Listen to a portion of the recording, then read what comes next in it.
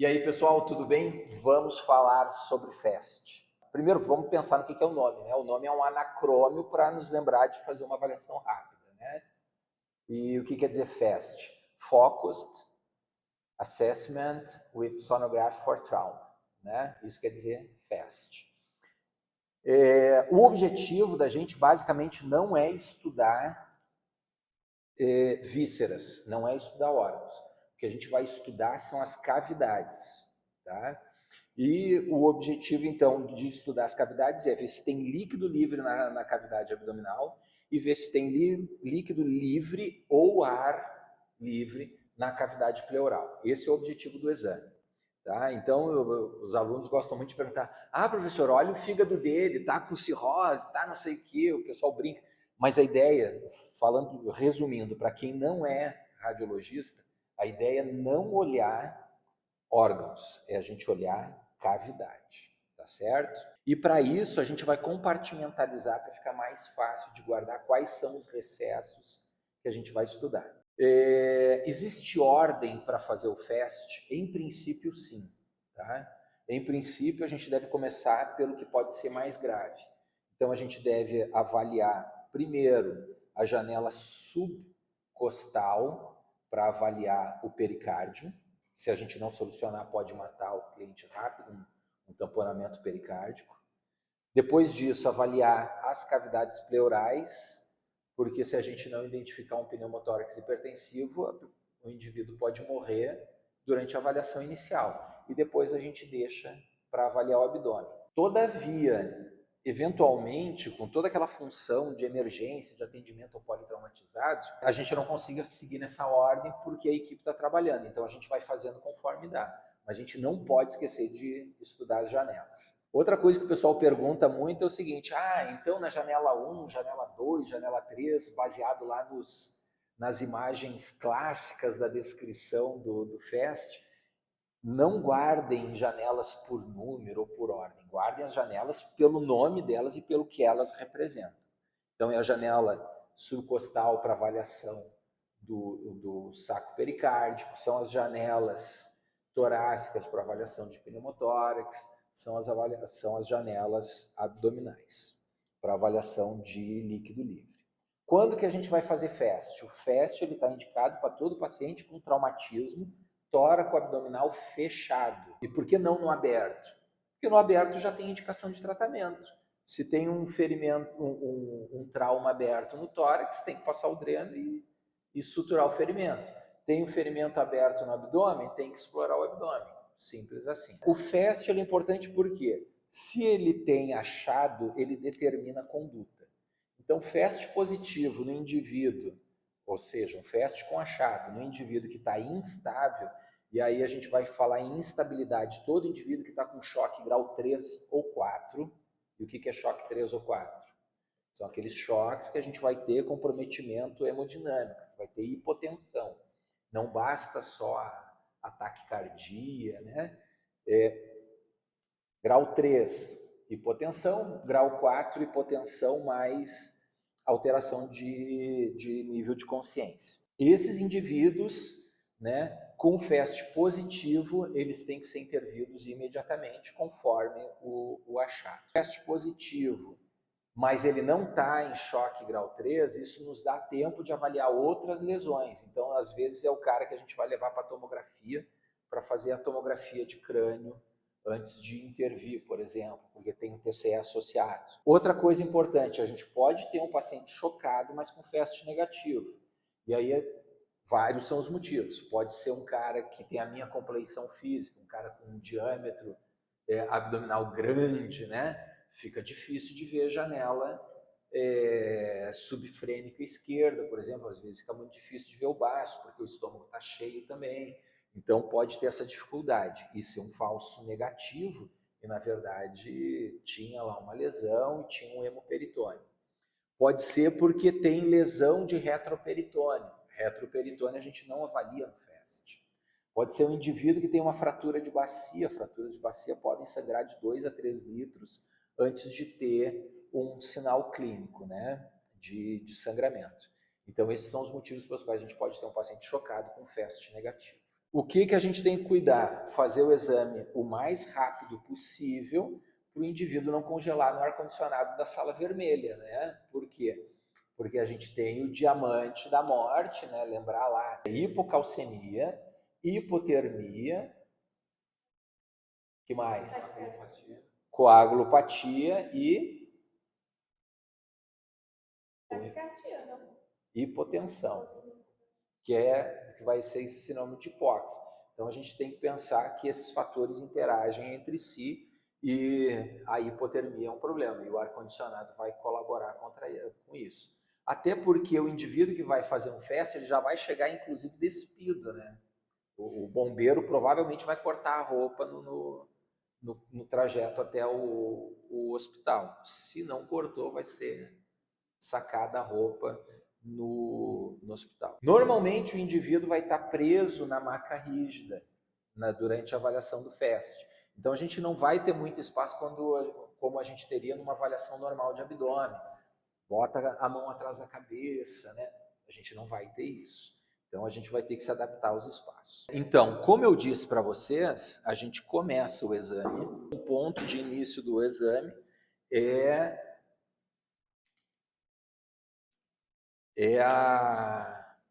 para avaliação de saco pericárdico. Então, na avaliação do saco pericárdico, como é que eu vou avaliar o saco pericárdico? Primeiro, como é que eu sei que o meu transdutor está na posição correta? Por convenção, este lado da tela vai mostrar o que está à direita do meu cliente. E este lado da tela vai mostrar o que está à esquerda do meu cliente. Quando eu estou com o transdutor para fazer cortes axiais. Quando eu posicionar o meu transdutor para fazer cortes sagitais, o que está desse lado vai ter que representar a cabeça e desse lado tem que representar o pé. Como é que eu sei disso? O pessoal da NASA desenvolveu uma técnica para a gente definir qual lado é. A gente bota gel no transdutor e bota o dedo numa das pontas do transdutor. Aonde aparecer o sinal, a gente corrige para ser o que é direito e ser o que é cranial, certo? Depois que eu defini isso, o que é direito e o que é esquerdo, transdutor no espaço subxifoide, vou orientá-lo para pegar um plano coronal e vou apontar 30 graus em direção ao ombro esquerdo. E o meu objetivo é encontrar uma imagem onde eu enxergue a pele, a musculatura, os retos abdominais, o lobo esquerdo do fígado, né? Lembrando que sempre de cima para baixo é o que aparece mais perto do transdutor para mais longe do transdutor. E aí, quando eu chego lá no tórax, eu vou ver o coração, né? Olha aqui o coração de um atleta, né? Sem taquicardia, esse aqui com certeza não está chocado, né? Mas o nosso modelo aqui tem um coração saudável, uma frequência cardíaca legal. A gente vê as quatro câmaras cardíacas, átrio direito, átrio esquerdo, ventrículo direito, ventrículo esquerdo. O nosso objetivo é procurar se tem líquido em volta do coração. Como é que eu vou enxergar que tem líquido em volta do coração?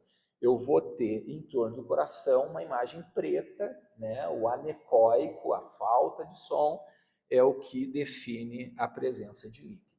Como preferir fazer? Né? Entre o pericárdio e o coração, tá? E esse líquido, para provocar tamponamento, ele tem que ser numa quantidade tal que vá além da capacidade de distensão do pericárdio e vai comprimir o ventrículo direito, não deixando que ele se relaxe. E quando ele não se relaxa, ele não tem como encher. Se ele não enche, não tem como ter pré-carga, né? Tá certo? Então a primeira coisa que a gente avalia é isso. Coração. Segunda coisa que a gente avalia, cavidade torácica. Nosso objetivo é procurar pneumotórax na cavidade torácica, que é a segunda emergência aqui no nosso caso da gente tratar. A avaliação, ela é feita num lugar bastante específico, né? A gente tem que raciocinar o seguinte: o indivíduo deitado, primeiro uma pergunta, onde que vocês acham que acumula o ar? Mais perto do centro da Terra ou mais longe do centro da Terra? Mais longe do centro da Terra. Então, no indivíduo em decúbito dorsal, tudo que estiver mais anterior do tórax é que vai ser, onde vai se acumular o pneumotórax, caso tenha, não é isso? No indivíduo em decúbito dorsal, o lugar mais alto do tórax, ele fica do segundo ao quinto espaço intercostal na linha hemiclavicular, na linha que passa no meio da clavícula. Pô, Job, mas eu vou medir a clavícula de todo mundo para achar o ponto médio? Na maior parte dos casos não precisa. É a linha do mamilo, vai nos indicar aonde é a linha hemiclavicular, né? Hemi de hemisfério, de metade, né? Ah, mas mesmo nas mulheres, tirando aquelas que têm uma mama muito flácida e muito grande, é que o mamilo vai sair da linha média, mas de forma geral vai estar na linha média. Job, e o silicone? O silicone é até bom, até ajuda, ele dá a janela acústica para nós, tá? Então, nos serviços que tu tiver facilidade de trocar o transdutor, você pode trocar para o transdutor linear para examinar o tórax. Eu, particularmente, acho que para não perder tempo, quando é FAST, a gente faz todo o exame com o transdutor convexo, tá? Então, outra coisa, como é que eu sei que eu estou no segundo espaço intercostal? Eu uso o princípio da sintopia, né? Sintopia quer dizer sim de mesmo e topia de lugar. Então, estruturas que são os referenciais, que têm o mesmo lugar. Então, o que eu vou procurar? Eu vejo onde está a fúrcula external, desço procurando a junção manúbrio-external e aonde nós temos a junção manúbrio-external é onde chega a segunda costela. Então, imediatamente abaixo da segunda costela, segundo espaço intercostal. Então, eu sei que a partir daqui eu vou examinar o tórax. Eu tenho no meu exame que fazer ajustes. Já que eu saí do subxifoide, agora eu tenho que mudar a profundidade. Eu vou ter que tirar esse excesso de informação para eu ter uma imagem mais clara. Então, mudei a profundidade. Para eu melhorar esse contraste, eu tenho que diminuir o ganho, tá? E o objetivo aqui é o seguinte: eu tenho que enxergar, eu vou atrás de algumas informações para eu saber se está ok ou não o tórax. A primeira informação, vocês conseguem perceber alguma coisa aqui quando eu faço aqui o cine loop? Quando eu boto para correr o vídeo, o que vocês acham que tem aqui? Deixa eu botar ao vivo aqui.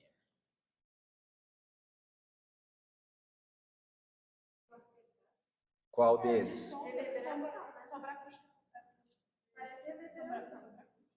Sombra acústica, temos sombra acústica. Onde? Atrás de cada costela. Legal. Que mais que a gente tem?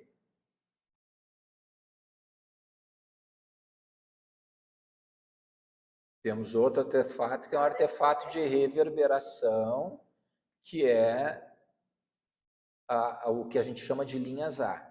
Que isso vai ser muito importante quando a gente estudar um outro protocolo, que é o GLU. Tá? Isso a gente vai falar bastante. Então, a gente tem a reverberação, que são as linhas A, que são linhas horizontais paralelas à pleura. Essa linha hiperecóica aqui é a linha da pleura. Tá? As pleuras estão aqui. Vocês não têm a impressão de que elas estão deslizando uma sobre a outra? Parece que tem movimento ali? Pois então, quando a gente enxerga esse movimento, né, esse deslizamento, a gente chama de lung sliding, né? Grosseiramente traduzindo, lung sliding, deslizamento do pulmão. Só que não é do pulmão, né? A gente sabe que é da pleura, né? O nome tinha que ser pleural sliding. Para fins de pesquisa de pneumotórax, quando a gente enxerga o lung sliding, tá? A gente tem um valor preditivo negativo para pneumotórax de 100%. Ou seja, a gente sabe que não tem pneumotórax. Se tem lung sliding, não tem pneumotórax. Bom, mas pode ser que eu não consiga enxergar, né? Tem pacientes muito obesos que estão respirando superficialmente, ou aquelas pessoas com muita dor no tórax. O que vai acabar acontecendo? A pessoa superficializa a respiração. E aí a gente não vê esse movimento. Faz uma apneia, por favor. Quando a gente não vê o movimento, como é o caso aqui, ó, ele está forçando uma apneia. A gente vai acionar o que a gente chama de modo M.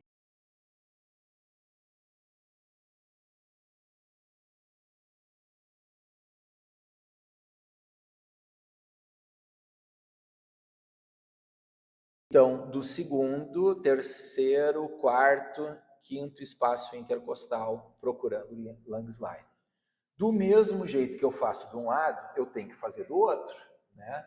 Afinal, nós somos animais que temos duas cavidades pleurais. Tá? Os cães, por exemplo, parece que tem uma só. Né? Então, como a gente tem duas, a gente tem que examinar os dois lados. Tá? Professor, beleza. E aí a gente achou sinais de pneumotórax. Tem que fazer alguma coisa agora? Depende. Se esse indivíduo está hipotenso, está com turgência de jugular e está com pneumotórax, muito provavelmente este pneumotórax é um pneumotórax hipertensivo e está provocando um choque obstrutivo. Né? Ele não deixa o sangue chegar no ventrículo direito para ir para o pulmão, etc. e tal. Então, o que a gente faz? Nesse momento, a gente vai transformar esse pneumotórax fechado e hipertensivo num pneumotórax aberto, colocando uma agulha grossa. Tá? Aí ele vai continuar o pneumotórax, mas pelo menos não está hipertensivo, e pode ser que você resolva o problema da hipotensão. Tá? E aí te dá tempo de fazer o resto do exame. Quando é um pneumotórax, né, que a gente transformou em pneumotórax aberto, aí a gente vai passar o dreno de tórax conforme a técnica. Tá? Principalmente se tiver achado no abdômen, se for para laparotomia. Por quê? Porque se vai ser entubado, né, já precisa ir com tórax. Quando chegar, pelo menos no centro cirúrgico, a primeira coisa que tem que fazer é o tratamento do pneumotórax. Quanto à cavidade abdominal, a gente vai, do lado direito, se basear na linha axilar anterior. O que é a linha axilar anterior? É a linha, se a gente vê a prega axilar anterior, que é o peitoral maior, né? A gente vai traçar uma linha em direção caudal, a gente vai ter a linha axilar anterior.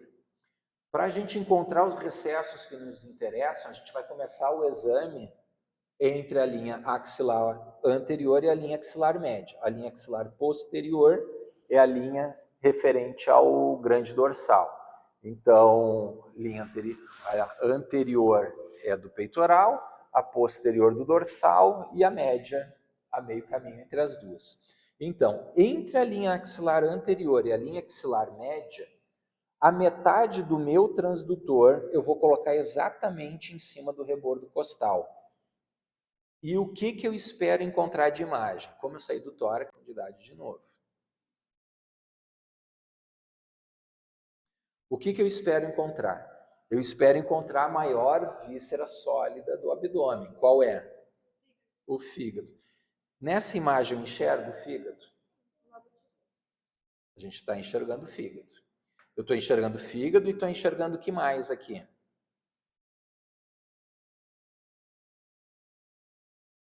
O que aparece aqui? Me descrevam essa imagem. Uma imagem hiperecóica, heterogênea, que não me permite ver o que tem depois dela. Então, isso aqui me faz pensar que é gás. O que eu tenho com gás junto do fígado? o ângulo hepático do colo, tá? Bom, o rim, ele é posterior ou anterior ao colo? Posterior. Então, para onde que vai meu transdutor? Meu transdutor vai andar em direção à linha axilar posterior para encontrar o rim. E encontrei o rim. Primeiro espaço que eu vou estudar no abdômen, espaço hepato-renal ou espaço de Morrison. Então, no espaço de Morrison, eu espero não encontrar nada. Por que eu não espero encontrar nada nos espaços? Porque Deus, Shiva, Alá, deem o nome que quiserem, né, para a divindade de vocês, né?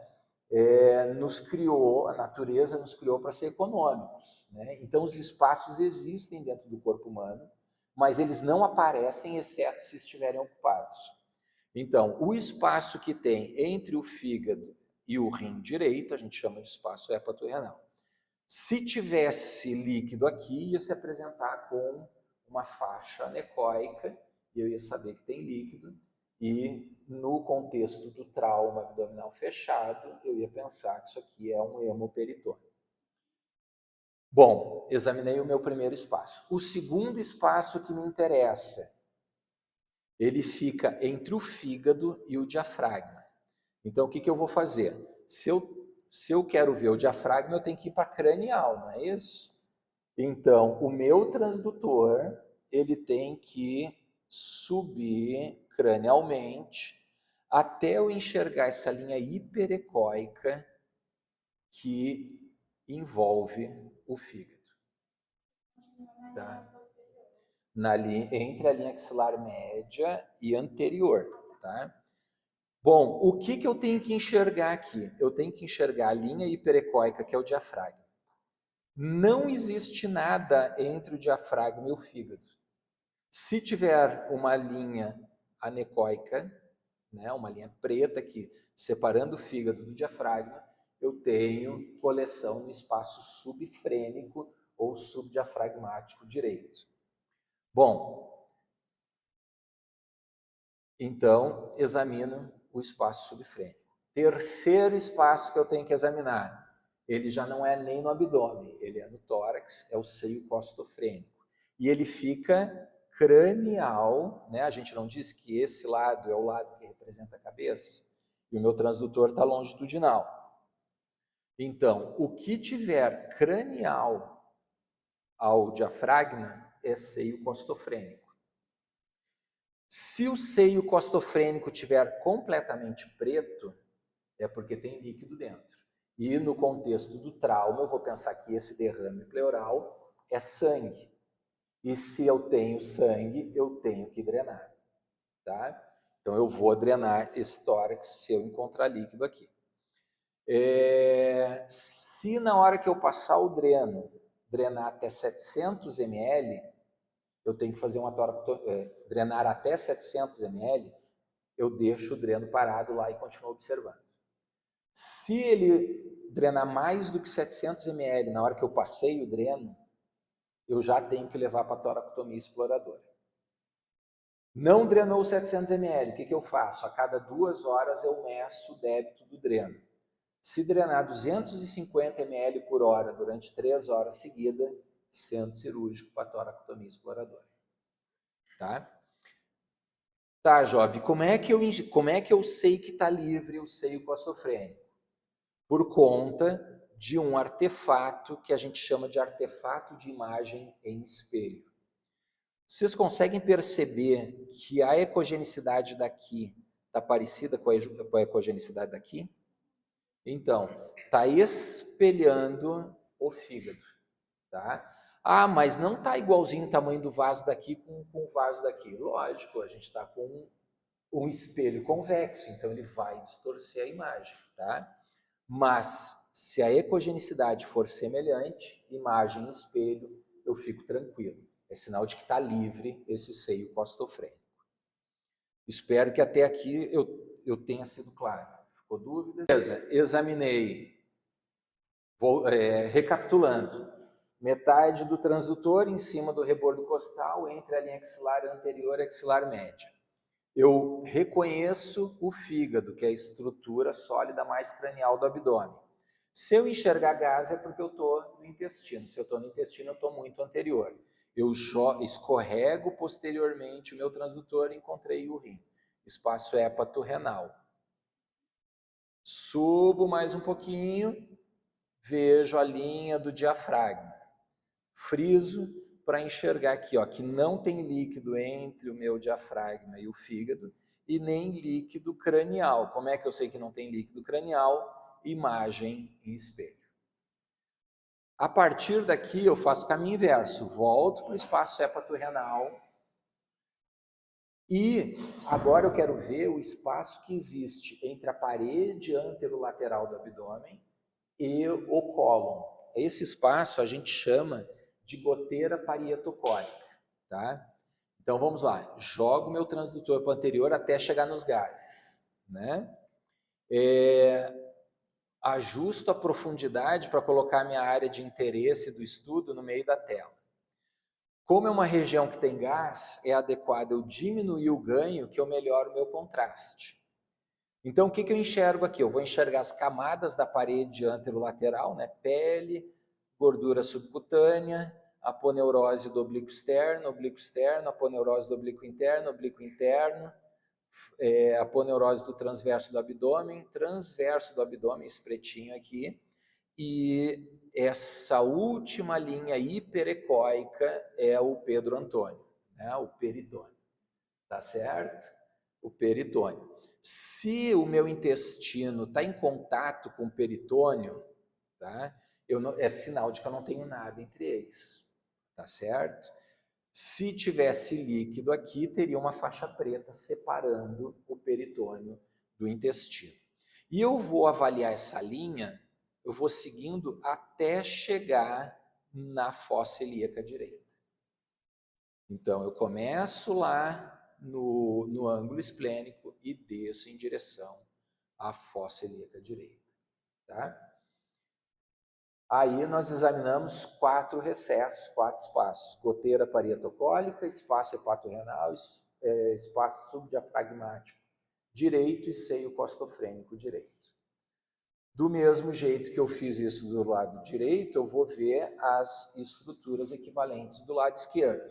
Só que a gente tem que lembrar o seguinte, no indivíduo que está deitado, o lado direito do abdômen, o diafragma não vai variar tanto, porque tem o fígado que ocupa todo esse lado direito, e ele funciona como uma muralha da China, né? Ele não deixa as estruturas abdominais subirem. Do lado esquerdo, o diafragma é muito mais móvel, né? Então, quando o indivíduo está deitado, os órgãos intraabdominais vão exercer pressão e vai subir o diafragma esquerdo mais do que o direito. Principalmente se no indivíduo que é magro isso acontece, imagine no indivíduo obeso. Mais pressão ainda para fazer subir mais. Então, onde que eu vou posicionar o meu transdutor? Eu vou posicionar o meu transdutor entre as linhas axilar média, entre a linha axilar média e a axilar posterior, e vou colocar todo o transdutor em cima do gradil costal. O meu objetivo aqui, deixa eu botar um pouco mais de gel para congelar o nosso modelo aqui. A gente aumenta o ganho, porque agora a gente quer examinar a estrutura sólida de novo, e a gente ajusta a profundidade, porque antes eu tirei a profundidade, né? Então a gente tem que ajustar a profundidade pensando aí no tamanho do baço, né? Um baço normal tem em torno de 10 centímetros no maior eixo. Então a gente ajusta a profundidade para caber esses 10 centímetros na tela. Então, olha só, eu nem tinha localizado e praticamente caiu em cima do espaço espleno-renal. A gente vê aqui ainda um pouquinho de gás, então é sinal de que eu estou muito anterior, eu vou jogar um pouquinho mais para posterior e vou enxergar o rim e o baço. Vocês veem que tem umas sombras acústicas aqui, né? Essas sombras acústicas, elas são um artefato por conta da presença das costelas. Se for um paciente que está acordado, a gente até pode pedir para inspirar profundamente, para tirar as estruturas de trás das costelas. Mas pode ser um indivíduo com um Glasgow baixo e que não está em condição de nos ajudar, tá? Então a gente tem que dar o nosso jeito para conseguir ver o espaço espleno-renal, né? Enxerguei o espaço espleno-renal, o que eu tenho que fazer? Examinar o espaço subfrênico, como eu fiz do lado direito, e o seio costofrênico. Como é que eu faço? Escorrego meu transdutor cranialmente até enxergar a linha do diafragma. Se eu tiver líquido entre o baço e o diafragma, eu tenho líquido no espaço subfrênico. E se eu tiver líquido no seio costofrênico, vai ser o contrário do que acontece aqui. Vejo que aqui a gente tem imagem espelho, né? Imagem espelho é normal. Se tivesse alterado, a gente teria anecogenicidade no seio costofrênico. Do mesmo jeito que eu fiz do lado direito, eu faço do lado esquerdo. Desço de volta para o rim, vou para anterior para ver os gases do intestino, ajusto a profundidade e vou acompanhando a profundidade e o ganho, e vou acompanhando a linha do peritônio e onde o intestino, né, os gases, ou como diria o Gru, né, o malvado favorito, a arma de Pun, né? A gente enxerga a arma de Pun e a sua relação com o peritônio. Vejam como está praticamente coladinho, né? Essa fina camadinha hipoecóica que separa os gases do peritônio é a própria parede do intestino. E vou até a fossa ilíaca esquerda. Bom, agora, por último, a gente tem que examinar o fundo de saco de Douglas, né? Fundo de saco de Douglas, se a gente fosse purista, só existe mulheres, né? Mas nos homens a gente vai enxergar o equivalente, que é o espaço vésico-retal, né? Então, a gente vai ajustar a profundidade, a gente coloca o transdutor na linha média, imediatamente abaixo do umbigo, e vai com o transdutor até chegar no pubis. Em alguns pacientes que a bexiga não esteja repleta, talvez a gente tenha que apontar o transdutor um pouquinho em direção ao pé. E aí a gente tem que identificar aqui as estruturas. As estruturas são bexiga, e aqui onde a gente está vendo gás é o reto, né? Então o espaço que tem, não deve haver espaço entre o reto e a bexiga. Se tiver preto entre a bexiga e o reto, a gente tem o derrame, uma coleção de líquido no espaço vésico-retal. Nos homens, né, a gente vai enxergar também a próstata, né, vai ser algo que vai nos ajudar a identificar que a gente está no lugar certo. Nas mulheres, a gente tem o útero entre o reto e a bexiga, então a gente vai ter o espaço reto uterino e o espaço vésico uterino, tá? O reto uterino, que é o fundo de saco de Douglas, que é a porção mais inferior. A literatura fala que em mulheres em idade fértil pode ter até 50 ml de líquido livre na cavidade, né? Mas via de regra a gente não faz medida de líquido. Se a gente viu o líquido no fundo de saco de Douglas numa mulher e em qualquer outro recesso, a gente não precisa medir. A gente sabe que está positivo esse FAST. Tá? E assim a gente conclui o tutorial de FAST. No próximo vídeo a gente vai discutir o FAST alterado. Tá? Muito obrigado ao nosso modelo aqui que quase congelou e a nossa equipe técnica aí. Grande abraço, fiquem com Deus e acompanhem a gente.